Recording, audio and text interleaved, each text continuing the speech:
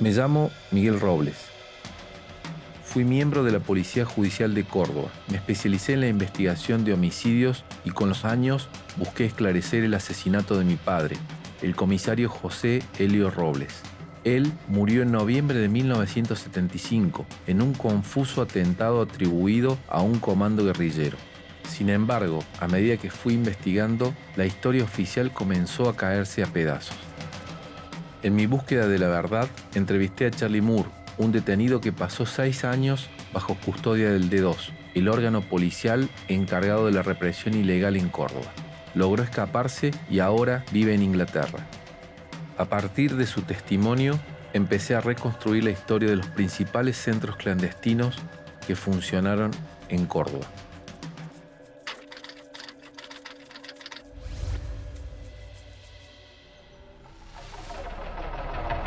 A finales de 1975, la sociedad cordobesa vive en un clima de miedo y confusión sin precedentes.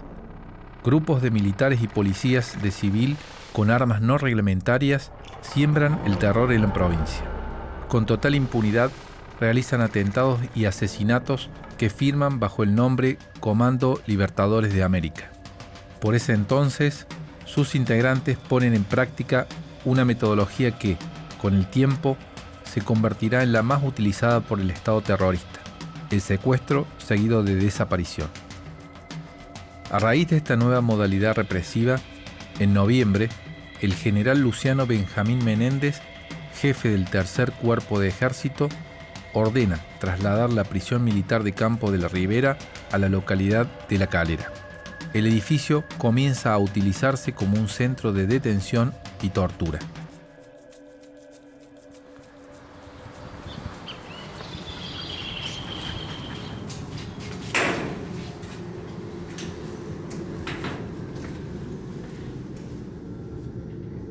Presumiblemente empieza a funcionar a partir del 10 de diciembre, entre 9 y 10, en esos 10 de diciembre del 75. Hay una detención importante en Buenos Aires de un grupo de compañeros de LER. Presumiblemente iban a atacar el batallón 601. Y a partir de ahí hay una premura por ponerlo en funcionamiento para aquella fecha. Este lugar fue una antigua estancia que la compra el ejército en el año 1904 y se transforma como prisión militar a partir del año 45. Tiene un rol medio predominante que la gente del barrio lo comenta mucho en la Revolución del 55, cuando es derrocado Perón, porque de este lugar se resiste la Revolución Libertadora y entonces se producen tiroteos y demás que la gente del lugar lo conoce. Después siguió funcionando como prisión militar hasta la fecha que decía recién Jorge, que fue en diciembre del año 75, es decir, aquí estaban prisioneros las personal militar, suboficiales y soldados que por algún motivo, por alguna contravención estaban castigados y cumplían la pena en este lugar. Desde mediados de 1975, la represión se intensifica notablemente en Córdoba. La cantidad de detenidos que pasan por el edificio del D2, el principal centro clandestino de Córdoba, se hace cada vez más difícil de ocultar. A la vista de muchos cordobeses, los vehículos de las fuerzas de seguridad, día y noche, trasladan detenidos hasta el lugar. En cercanías del D2 y frente a la catedral, los familiares de los detenidos hacen fila para reclamar por sus seres queridos. Esta situación también influye en la elección del Campo de la Ribera como centro de detención. El predio militar, ubicado en las afueras de la ciudad, permite ocultar de manera más efectiva los métodos de terror utilizados por las fuerzas de seguridad. El trazado de las calles terminaba, se puede decir, la última calle era el ingreso al Campo de la Ribera y alrededor los barrios que están hoy levantados no existían. Si estamos hablando de un predio de 60 hectáreas, esto le garantizaba por de pronto un espacio importante con relación a la población. Pero no obstante eso, los trascendidos, por el hecho de esa vinculación con el lugar, se sabía de que esto tenía un perfil netamente alineado con el terrorismo de Estado. Es decir, Se sentían los disparos, los gritos, el ingreso de personal de civil, autos sin patentes, camiones. Después todos los dispositivos que existían a lo largo y ancho de la provincia, que eran, qué sé yo, reuniones familiares, un camión, los cargaban, los bailes, los partidos de fútbol, terminaban con detenidos que venían a este lugar. Así que el compromiso de la Fuerza de Seguridad de, se puede decir, hacer un trabajo de saturación, por decirlo así, a todo nivel en la provincia, generando todo un clima de tensión social, le garantizaba por de pronto poner nervioso a la comunidad, ¿no? Ese es el propósito más importante de esta avanzada, ¿no? Mónica Leunda y Álvaro Ruiz Moreno son dos sobrevivientes del campo de la Ribera. Militantes políticos en la década de los 70, fueron secuestrados y permanecieron prisioneros durante meses en este centro clandestino. ¿Y este lugar cómo lo recuerdan? Bueno, esta era parte del ingreso al campo. Acá generalmente bajábamos de camiones a la noche, ya vendados, y bueno, a golpes de culata, de fusiles, nos empujaban a este sitio, donde era el primer lugar de interrogatorio, clasificación. Acá hacían una pequeña ficha y reforzaban la venda. Generalmente nos sacaban las vendas que traíamos, vendas comunes, siempre esposados en la espalda, en la época mía, y nos ponían 2 algodones en los ojos y una venda asegurando. Sí, luego pasábamos aquí, o sea, acá trastabillábamos porque veníamos muy vendados y nos subían aquí, en mi época, en esto que era una habitación cerrada, donde te dejaban en depósito en unos bancos que había al borde de hormigón, bastantes horas, o capaz que un día o 2 días. En el caso mío me tuvieron un día. Este lugar yo lo reconozco por esa estufa que ya estaba en esa época, y a veces por abajo de la venda se podía ver. Mis 2 interrogatorios ocurrieron en este lugar. Había personas detrás, armadas, y un escritorio, y estaban en mi época 2 interrogadores. Esta era la sala de tortura. La sala de interrogatorio era previa, y acá es donde, el amasijo. Sí. Álvaro Ruiz Moreno fue detenido mientras cumplía el servicio militar obligatorio. Muchos soldados que tenían alguna actividad política fueron secuestrados y trasladados a esta prisión. Como conscripto, Álvaro conocía muy bien la función original de esta cárcel. Cuando a mí me secuestraron en este lugar, yo era soldado, era colimba. Y esta era la cárcel militar. Esta es la vieja cárcel militar que venía a parar todo en la época de gobiernos anteriores, a la dictadura. Los soldados o los oficiales que cometían alguna irregularidad venían y estaban detenidos, en calidad de presos o sumariados, acá, en este lugar. Cuando viene el golpe de Estado, esta cárcel militar se transforma automáticamente, un poco antes incluso del golpe propiamente dicho, en un centro clandestino de detención. Bien. Un centro de prisioneros. Y ahora estamos ubicados en el patio central de lo que era este centro de prisión. Bien, ¿recuerdan más o menos a partir de qué fecha se convierte en ese centro de prisioneros, digamos, para detenidos políticos? Y a fines del 75 ya empieza a haber soldados que tenían participación política, estaban de algún modo vinculados a alguna cuestión política, empiezan a llegar a este campo ya en calidad de presos políticos. Bien. Y en el 76 abiertamente, ya era un centro una especie de centro de distribución de personas secuestradas. Acá venían y de acá se derivaban. Unos iban a la muerte, otros iban a la perla, que era sinónimo casi de la muerte en esa época, y otros iban a la UP1, a la cárcel, y eran blanqueados y entraban en los sistemas penitenciarios, digamos, y legales también. Pero este era una especie de centro de distribución. Acá pasaban muchísimas personas, centenares de personas, constantemente había grupos de 30, 40 personas secuestradas en este lugar, y permanecían poco tiempo. Esa era la característica de este sitio. El funcionamiento del campo de la Ribera respondía a un plan sistemático para el secuestro, la tortura y el asesinato. La prisión estaba claramente sectorizada. Existían espacios para los prisioneros, la guardia, salas de tortura, torretas de vigilancia, depósito de armas y oficinas administrativas. El ejército estuvo al mando de este centro clandestino durante los momentos más duros de la represión. Luego, cuando se convirtió en centro de distribución de prisioneros, Gendarmería se hizo cargo del predio. Acá estamos situados en el patio. De aquel lado estaba la cuadra principal donde estaban secuestrados los varones. Y de este lado había un sector más pequeño donde estaban secuestradas las mujeres. Nos trasladaban los soldados en este patio. Generalmente las golpizas y algunas torturas ocurrían acá, por ejemplo en la zona esa donde están los piletones. Ahí nos hacían, en mi caso, el submarino que le llaman, que es meterte la cabeza abajo del agua, en sesiones de ablande. Y después nos llevaban a aquel otro sector, por esas galerías, a donde estaban las salas de interrogatorios. Las salas de interrogatorio eran las salas de tortura, propiamente dicho. Ahí hubo gente que mataron, gente que torturaron y los interrogatorios propiamente dichos. Eso ocurría en aquel otro sector. El resto del predio se puede ver, todavía hay vestigios.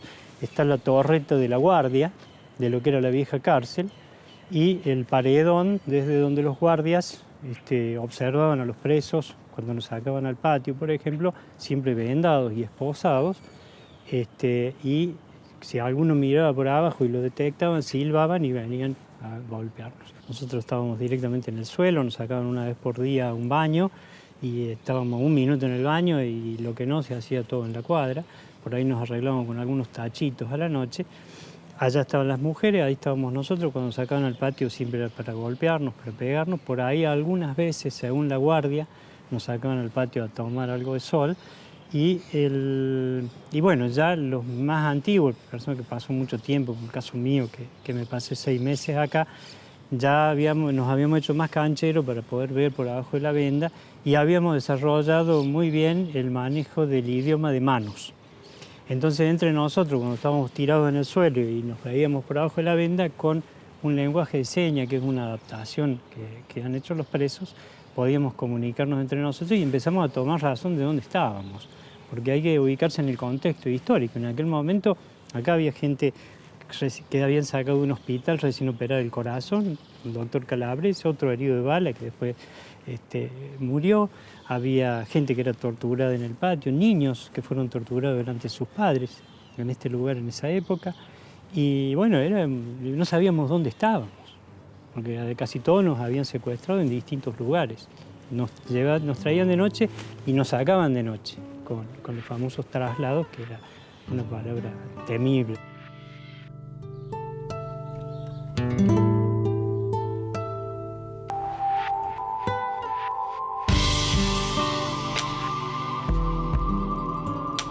La cantidad de prisioneros que pasaron por este centro es muy difícil de calcular. Los testimonios de sobrevivientes han permitido reconstruir parcialmente las listas de detenidos y estimar el número de personas asesinadas que estuvieron en Campo de la Ribera. Nosotros tenemos un estimativo entre 4.000 y 4.500 personas que han pasado por la Ribera, porque también se daba el caso de que se utilizaba este lugar como depósito de los rehenes de distintas circunstancias, con amenazas directas que traían de distintas cárceles del país, de Rawson, de La Plata, de Villa Devoto, los traían aquí y la amenaza era que si pasaba alguna cosa iban a fusilar, y tenían incluso todo como un estándar de cosas, que si había una bomba mataban 5, que si mataban a fulano mataban 10, si era mengano eran 30 y así.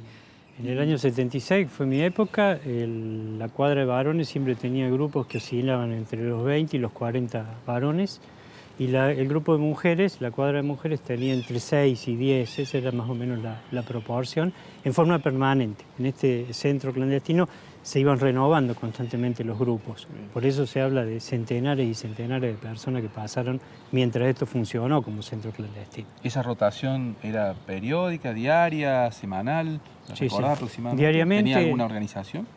Mire, la constante era que llegaban los prisioneros de noche en general. Venían en camiones o en camionetas del ejército, depositaban los prisioneros en este lugar, ya venían vendados, acá se les reforzaba las vendas y se distribuían.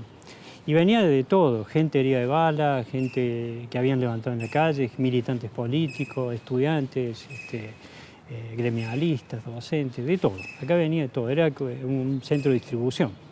Y de acá, en esa época era muy dura la mano, la manejaban los soldados, no la gendarmería, los paracaidistas particularmente, que venían de combatir en Tucumán. Entonces eran gente enferma, totalmente llena de odios. Y a todos los que estaban acá nos molían a palos. Esta era la realidad de esa época.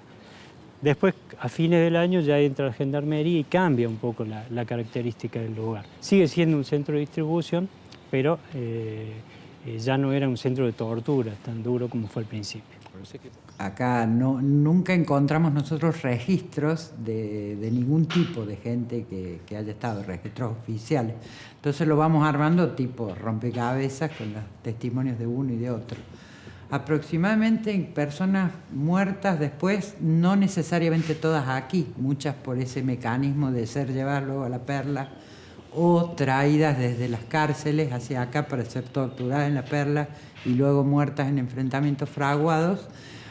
Aproximadamente son 120 personas. Pero después en los sobrevivientes se daban cosas que recién empezó a relatar un poco Jorge, como secuestrar masivamente a la gente en los bailes, en las fábricas, en las universidades. Y nosotros a lo mejor de esos tenemos una parcialidad del registro, pero sí sabemos que hay un caso concreto de un baile en el barrio acá, que trajeron a 17 y nosotros tenemos el nombre de uno. De acuerdo a la proyección, nosotros tenemos una lista de 750 más o menos personas. En 1977, Charlie Moore pasó varias semanas detenido en Campo de la Ribera. Su testimonio permitió conocer en detalle no solo el funcionamiento del centro clandestino, sino también el fusilamiento de prisioneros en el interior del predio. En 1980, Moore entregó a Naciones Unidas una lista de 120 prisioneros asesinados en este lugar. Esta lista fue uno de los primeros documentos que denunciaron el horror desatado en este campo de tortura y exterminio. Me llegó el turno, ¿sabes? Yo te describo, toda esta gente que nos llevan adelante, suben los camiones, nos llegó el turno a nosotros. Yo me acuerdo, iba a tirar al piso del camión, íbamos todos ahí, íbamos los 4, y nos botes encima de las espaldas, por supuesto. ¿Y sabes qué pensaba? Este es el destino final. Mira cómo la vine a terminar, ¿viste? Lo más pasó algo, yo no sé cómo explicarlo, vos sabés que llegamos al campo de la Riviera, nos bajan de los camiones, viene un oficial, y que era el segundo comandante del campo de la Riviera. Entramos adentro, yo me acuerdo que yo todo el viaje tirado en el camión pensando, bueno, acá me van a fusilar y cómo me van a matar, ¿viste? Nada de eso. Me pasaron atrás a la barraca. El lugar no era grande, aguantaba como para 20 detenidos, ya había como 18. Estaba un montón de testigos de Jehová, había 4 gendarmes cumpliendo sentencia, porque esa era una prisión militar. Y había varios de la JP, como 3 por lo menos. Bueno, llegué ahí, nos introducimos todos, me empecé a enterar de las cosas más horrorosas que habían pasado antes que yo fuera al campo de la Riviera. Ahí hasta fusilaban gente. Los mismos gendarmes prisioneros me marcaban y me mostraban a dónde. Las paredes estaban acribilladas de cuetazo. Lo que hacían, y yo me enteré ahí, los sacaban en grupos de 10, 12 y los fusilaban contra la pared. Ahí mismo, en el campo de la Riviera. Olvídate la perla. ¿Recordás nombres de personas que han sido fusiladas? Sí, traje una lista, la tiene Amnistía Internacional. Eran 190 detenidos. Y una cifra que se me quedó. Yo miraba a la barraca y yo decía, ¿a dónde mierda metí 190 detenidos acá adentro? Por supuesto, como a 20, 30 se los sacaron, los fusilaron. Y el resto se los llevaron a la Perla.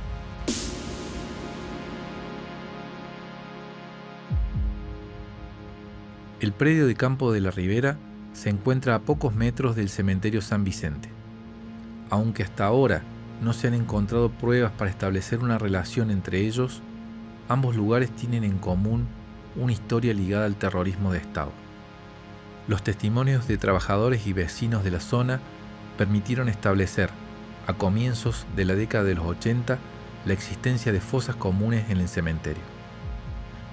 En el año 2003, miembros del equipo argentino de antropología forense comenzaron a trabajar en el lugar. Allí exhumaron más de 100 cadáveres de una fosa común y varias fosas individuales. Muchos de ellos pertenecían a personas jóvenes y mostraban rastros de muertes violentas. En los meses siguientes, gracias a la comparación de material genético con familiares de desaparecidos, varios cuerpos fueron identificados y luego restituidos a sus familiares. ¿En qué consistió, Darío, el trabajo del equipo argentino de antropología forense aquí en el cementerio de San Vicente?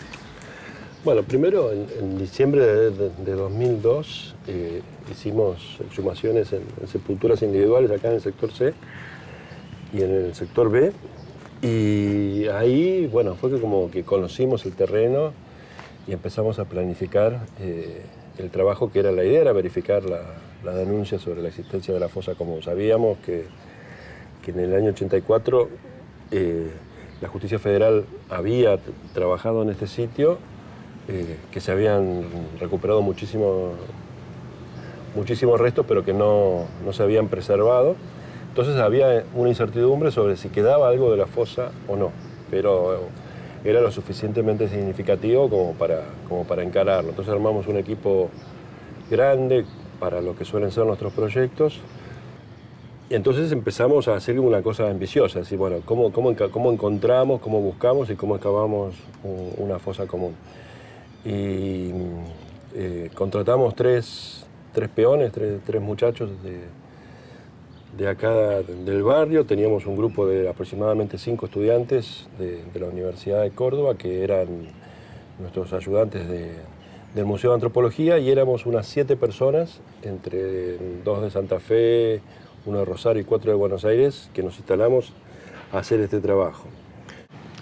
¿Y cuáles fueron los resultados, Darío, de cantidad de personas que se encontraron inhumadas en San Vicente?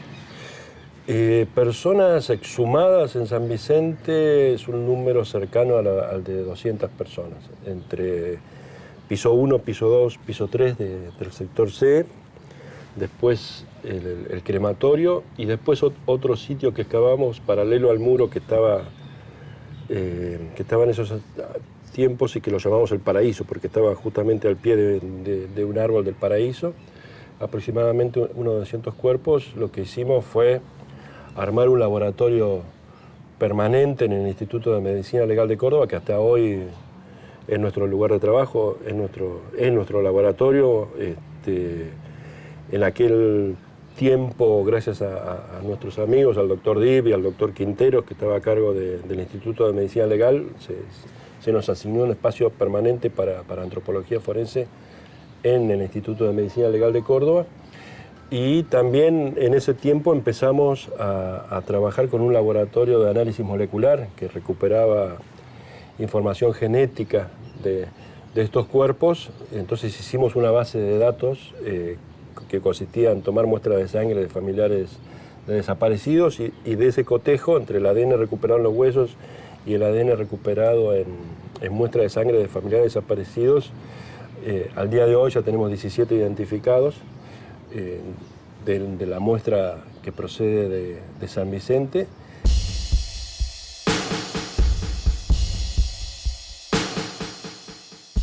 Luego del golpe de Estado de 1976, el campo de la Ribera pasó por diferentes etapas. Con la puesta en funcionamiento del centro clandestino La Perla, en predios del Tercer Cuerpo de Ejército, la Ribera se convirtió en un centro de distribución de prisioneros. A mediados de 1978, mientras se disputa el Mundial de Fútbol, los detenidos políticos son trasladados y el predio vuelve a funcionar como una prisión militar. La primera etapa, que fue de exterminio, empezó el 10 de diciembre del 75 y termina con el golpe militar, el 24 de marzo. A partir de ahí fue una época de mucha tortura, de mucha gente prisionera, eran masivos, las cuadras nos hablan que tenían 70, 100 personas, pero que rotaban permanentemente, hasta junio, julio del 76. A partir de ahí se da la etapa de legalización de los presos de la Perla que ya decidían no matarlo, digamos. Es una etapa de mucha gente, pero no tan rigurosa.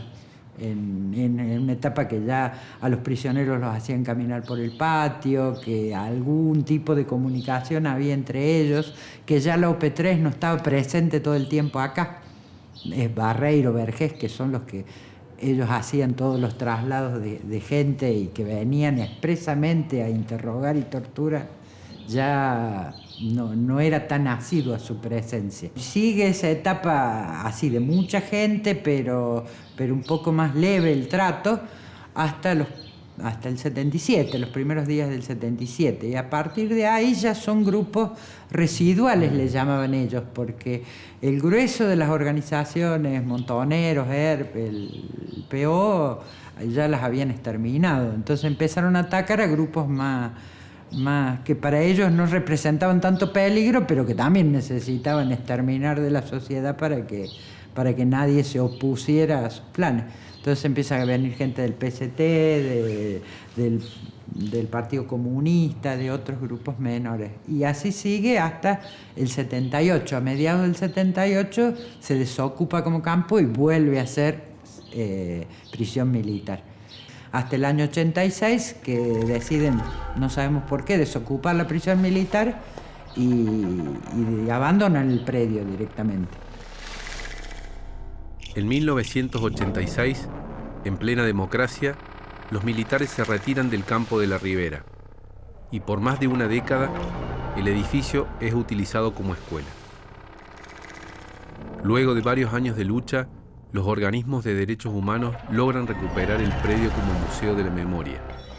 En este lugar, asociado al horror y a la muerte, actualmente funciona un espacio para la defensa y promoción de los derechos humanos.